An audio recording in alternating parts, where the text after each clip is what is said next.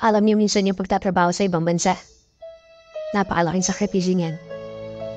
Kahit hindi niya alam yung mangyayari sa kanya doon. Kung sweswertein ba siya, o kung makakaipon ba siya. Kung matutupad ba yung mga pangarap niya para sa pamilya niya at para sa sarili niya. Alam niyo, sumugal yan.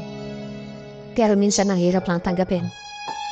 Na mismong pamilya pa ang magiging dahilan ng pagpapakamatay ng isang OFW. Alam niyo, marami sa aming mga OFW. Umiiyak na lang kami kapag hindi namin ibibigay mga gusto niyo. Kasi akala niyo, ayaw namin mapigay. Hindi niyo alam dinadamdam namin yan. Kapag masama ang loob niyo sa amin, umiiyak na lang kami. Lagi niyong tatandaan.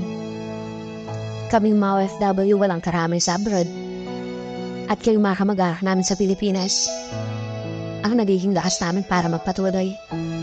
Sana lagi niyong tatandaan yan.